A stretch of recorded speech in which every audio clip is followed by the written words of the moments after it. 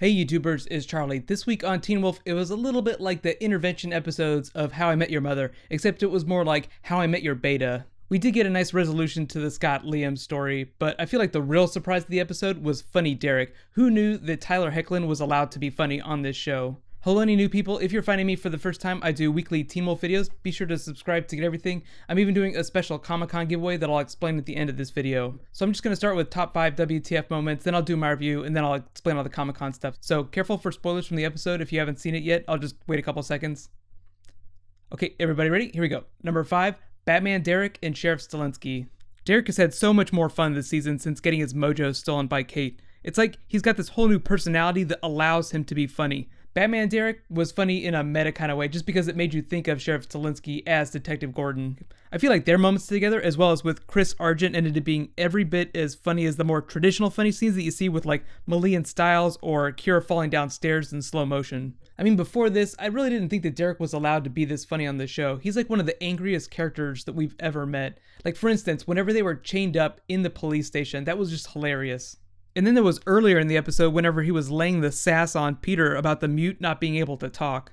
Normally someone like Hoechlin would be the lead of a show, like it would be written from his perspective, not Tyler Posey's. It's an ensemble cast, but Derek is a supporting character. So I feel like in exchange for all the awesome things that the writers do to him every year, they give him all the most gratuitous scenes.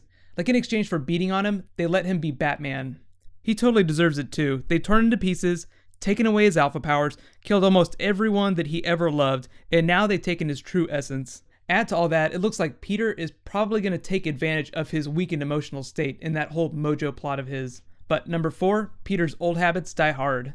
Definitely a cool guy line to walk away with. Him killing that mute was just pure revenge for the axe to the chest. Before Peter clawed his face off, they were basically going to question him. I'm surprised that Peter didn't take that opportunity to throw Derek's joke about the mute talking back in his face, but it really wasn't one of those laugh out loud kind of humor moments. So the line that they did give him as he walked away super intense was way better. Last season, Peter's secret goal was learning the truth about Malia, and now that he's found that out, what is his new secret plan, and how does Derek figure into that? I think it's just got something to do with Derek's stolen mojo, the thing that Kate took from him.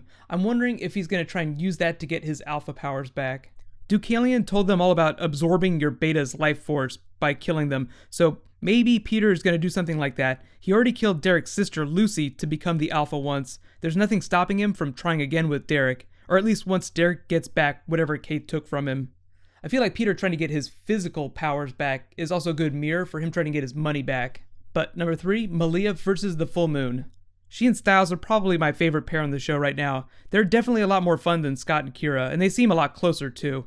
Maybe it's just because they've been through something way more traumatic than the others have.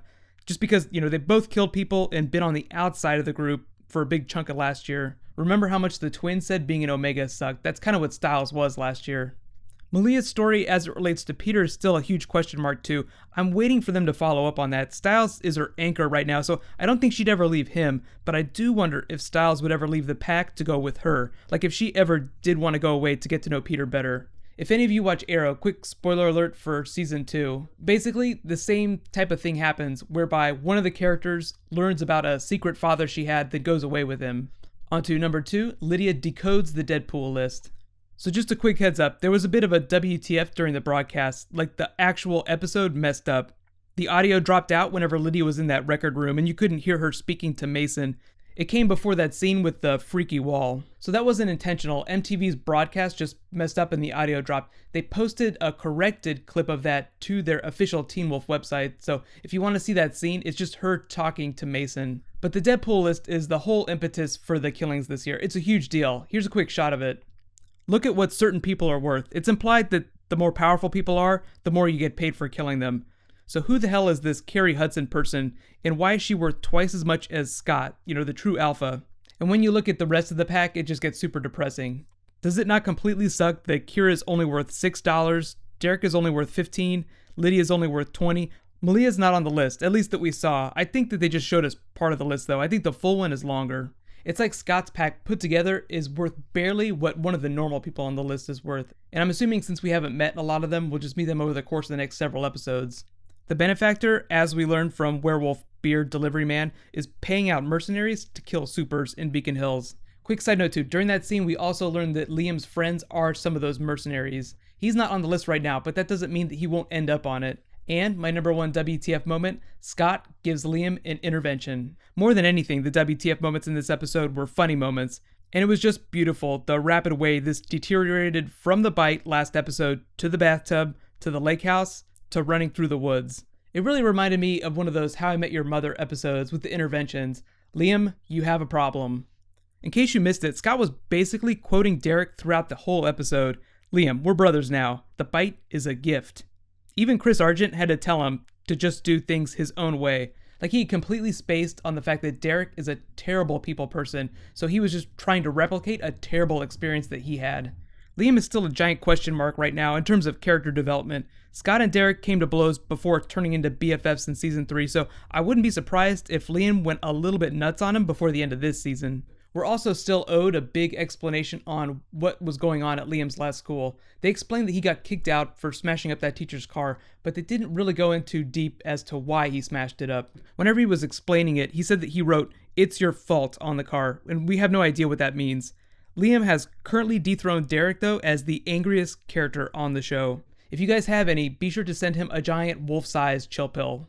But now it's your turn. Let me know in the comments, what was your favorite moment, and what do you think is going to happen with Liam becoming Scott's beta? Do you think it's going to be a good thing, or do you think it's just going to blow up in everyone's faces? And don't forget, this is just the first half of the season. They're going to be airing season 4B, the trailer for that, at Comic-Con. That's going to be like a whole different story, though.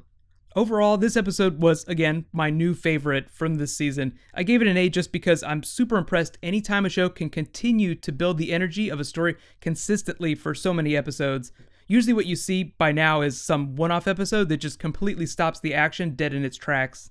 That's why I'm so happy that Teen Wolf has chosen to be more serialized, like Game of Thrones, for instance. That's another show. It's just where they build the story in each episode. Like, the events of the next episode depend on what happened the week before. I love what they're doing with Derek by making him like the supernatural Batman of the season, helping Sheriff Stilinski solve Deadpool murders. We're still learning about the benefactor, and because of the way they're teasing Liam's friends as mercenaries and the Batman Derek thing hitting the problem from different angles, I think that everyone is going to learn who that mystery character is at the same time. It's like you have all these different Scooby-Doo teams, tackling the problem from different angles, and they're all just going to meet in the middle. I'm also wondering how Parrish fits into all this. I love how they've been pairing him with Lydia so far. She did make that comment she's over dating high school boys, so either that means she's totally going to hook up with him, or she's just going to spend a lot of time with him, a la Mulder, Scully, X-Files. I don't think Parrish is up to Mulder levels yet, but I do buy Lydia as Scully. I'd say my biggest hanging questions after this episode are who's the benefactor, and who is that person that's worth twice as much as everyone else, Carrie Hudson. So here's the details on all the Comic-Con stuff. Next week, they're going to air episode 5. I'll do a review for that, and that will be the beginning of my Teen Wolf Comic-Con giveaway. I'm going to be giving away a Beacon Hills lacrosse shirt, so all you have to do to enter is be a subscriber and leave a comment whenever I post that video. It's just like any of the other giveaways I do, except it's like a physical item instead of like a gift card. The giveaway is going to be open until I post my episode 6 review the week after that, so the giveaway is going to be open for like a full week, so don't worry, you'll have plenty of time to enter. Also, here's what's going on with the stuff actually happening at Comic-Con. I will be watching the Teen Wolf panel. If you guys really want me to record it and upload parts of it, just be sure to let me know. I have a poll in the description. Be sure to check it out. It just has a list of all the different panels that you can vote on for me to upload. I'm just asking everyone, which panels they want me to upload most so that I can prioritize which ones I do first. So in the meantime, click here to get my episode 3 video and click here to get my episode 2 video. Thank you so much for watching. I'll see you guys tomorrow. High fives.